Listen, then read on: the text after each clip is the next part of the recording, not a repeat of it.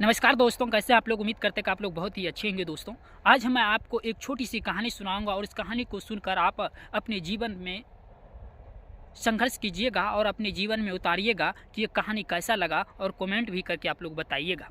एक संत एक बार कहीं जा रहे थे तपस्या करने के लिए, और वो संत जो था एक मूर्तिकार था, अच्छा कलाकार था। वो पत्थर की मूर्ति बनाया करता था। और वो संत पहाड़ के तरफ से जा रहे थे। रास्ते में उनको दो पत्थर मिल गया और दोनों पत्थरों को वो लेकर गए।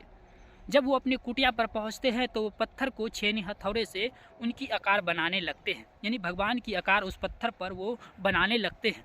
जैसे एक पत्थर को छेनी हथौड़े की धीरे धीरे उनके आकार बनाने लगते हैं, लेकिन वो पत्थर धीरे धीरे धीरे टूट टूट कर बिखर जाते हैं, एक टुकड़े में वो बिखर जाते हैं। वो पत्थर उस हथौड़ी की चोट को नहीं सह पाते हैं और वो पत्थर जो है टूट कर बिखर जाते हैं, यानी खराब हो जाते हैं वो पत्थर।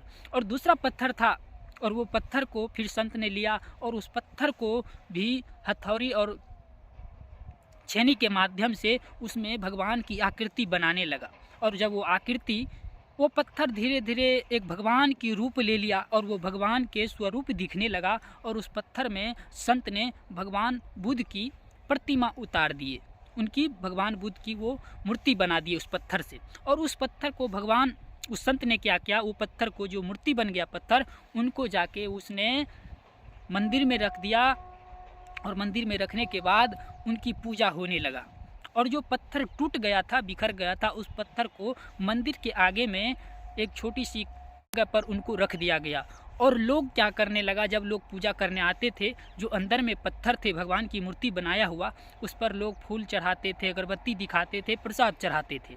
और बाहर में जो वो पत्थर था, उस पत्थर पर लोग नारियल फोड़ते थे, नारियल उस पर फोड़ते थे और तमाम सारे उस पर काम होते थे। बच्चे बुतरू जो थे उन पर काम करते थे। लेकिन एक दिन क्या हुआ, बाहर वाले पत्थर ने अंदर वाले पत्थर से पूछा कि भाई ऐसा क्यों, दोनों एक ही जगह, तुम भी पत्थर हो, मैं भी पत्थर हूँ, जो गुण तुम्हारे में है वही गुण मुझ में भी है। जहाँ से संत ने तुझको उठाया वहीं से संत ने मुझे भी उठाया, लेकिन तुम पूजे जाते हो और हम मेरे ऊपर लोग, हमारे सर पर लोग नारियल फोड़ते हैं। मुझे रोज़ लोग जो है नारियल फोड़ कर मेरा नक्शा बिगाड़ देते हैं। बाहर वाले पत्थर ने अंदर वाले पत्थर से पूछा और भीतर वाले पत्थर ने कहा, देखो मित्रों, सच में जो गुण मुझ में है वही गुण तुझ में भी है, लेकिन तुम संतों की हथौड़ी की चोट नहीं सह पाया।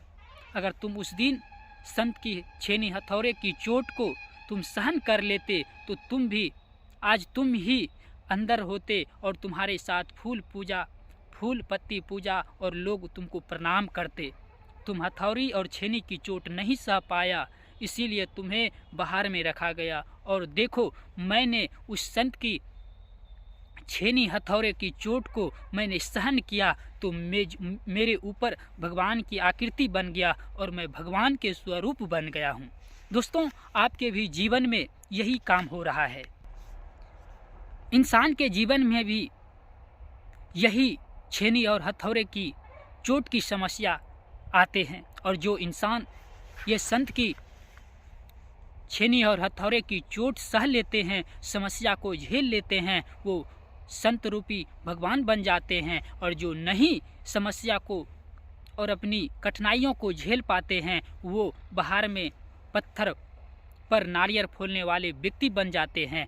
और आपके क्या विचार है इस वीडियो पर, इस कहानी पर, कमेंट करके आप लोग ज़रूर बताइएगा। आज के लिए इतना ही। जय हिंद।